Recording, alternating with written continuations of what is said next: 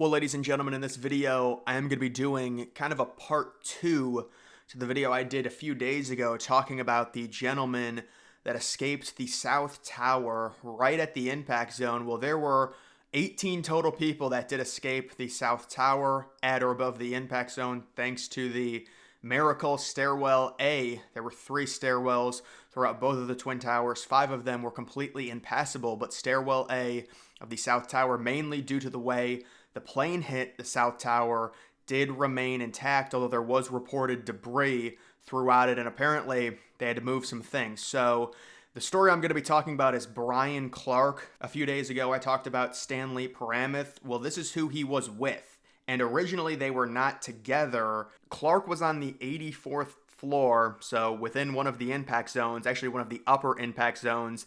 It's mainly thought when it comes to the South Tower, the plane struck in between 77 and 85, so he was on 84. And Clark, along with 8 other employees that worked with him, did survive the initial impact. They gathered together and talked about what they were going to do, and they decided to descend the South Tower, where they were met by a woman and a man coming up the stairs at around floor 81, and they had said that below is impassable, there's fire, there's heat, there's debris, you're not going to want to go down there. And honestly, you would think, considering when it comes to the stairwells, the fate of them, 5 of them were impassable, you would think with that context, well, also Stairwell A would be impassable. It wasn't.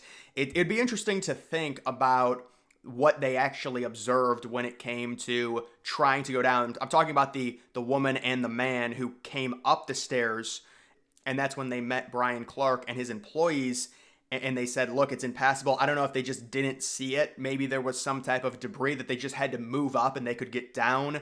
I mean, it's just unfortunate luck. You could say, well, they could have done more. Obviously, it was passable because 18 people survived and they were able to move some type of light debris, if you want to call it that, out of the way and get down because the stairwell itself was fully intact. There was just probably some debris within it.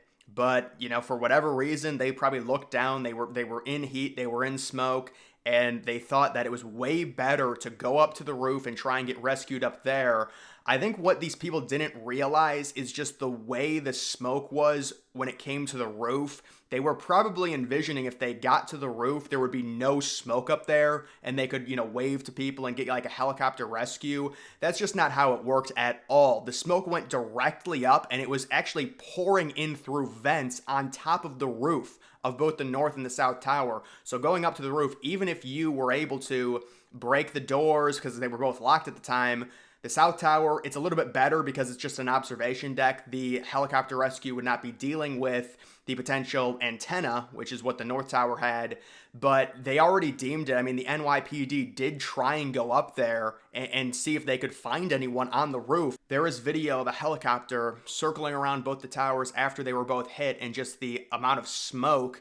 The smoke coming out of the windows just went straight up and poured like over the roof and up. So the entire roof was just caked in smoke. And I think they probably envisioned that if they got to the roof, it would be like clean air because obviously there was a ton of smoke on the interior. They went down, Brian Clark went down from 84 to 81. So that is the dead center of the impact zone. With the South Tower, however, because of the way the plane impacted, like off to the right, there were a lot of areas within the impact zone you could go and it would be, totally passable. There was probably not even a lot of debris in certain spots just because of the way the plane hit the building, kind of at an angle at its side. But those people outside of one other coworker of Brian Clark's, they followed the man and woman who said that below was impassable, we have to go to the roof. And one of Clark and his coworkers heard a man screaming. That was actually Stanley Paramuth, the one coworker that helped Clark find Paramuth because he was screaming. He started going up the stairs, and then for whatever reason, he turned back down and went down. And so he ended up surviving. I don't know exactly how far he got up the stairs, whether it's like one flight of stairs, 2 flights, but he started going up and then immediately turned around for whatever reason and went back down, and he did survive. And when it comes to Brian Clark, he ended up, after getting the man that he was helping up, both of them, they ended up going down, and they did traverse what they called light debris. I'm not exactly sure if something, I mean, at that point, there was already someone else that had gone down because his other coworker went down after trying to go up. So maybe he moved some stuff beforehand. But I don't know what type of debris they had to move because two people reported that it was impassable, but it was passable if you just move some light debris.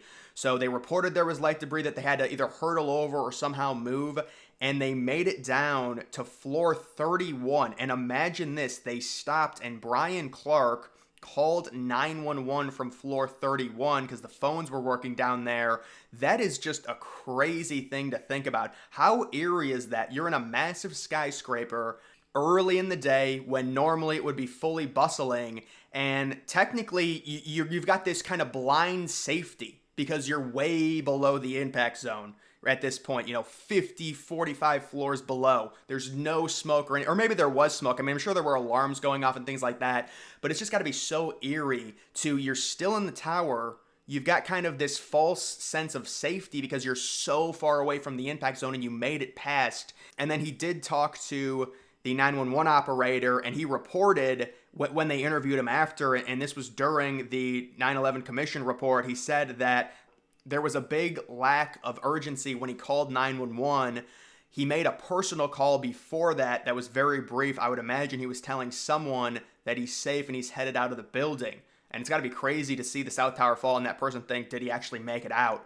But they ended up getting down to the lobby. There were a bunch of firefighters down at the lobby. The firefighters instructed that they run out of the building and exit onto Liberty Street at the southwest corner. Imagine that.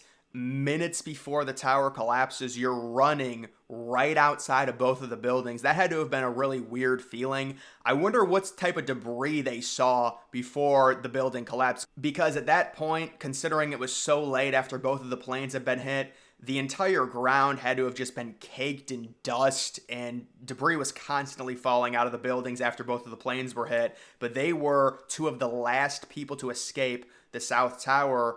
Brian Clark was actually the fourth last person to escape the building, and they made it out, and they got 2 blocks away, and they were wondering would it collapse, and then it ends up collapsing right after they said it probably wouldn't collapse because of how strong the towers were. And that just goes to show you the thinking that, I mean, they made phone calls at floor 31, so they had to have thought that they were safe. And it does make sense considering the North Tower was hit and it was up for a while, and then the South Tower gets hit after the North Tower. So you would think, well, if they're going to fall, the North Tower is going to fall first, but they weren't hit at the exact same area. If they were hit at the exact same area, more than likely, yes, the North Tower would fall first, the South Tower would remain up for at least a little bit, but even that, you don't know how the jet fuel disperses, where the core gets impacted. It's going to be different. It's not going to be the exact same, so you can't even, make that inference, but just in general, you would think if the North Tower gets hit first, it would fall first.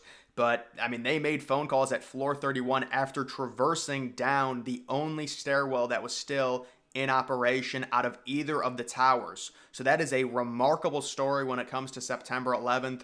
Guys, that's going to do it for this video. Make sure you follow me on X. Link to that's always in the description.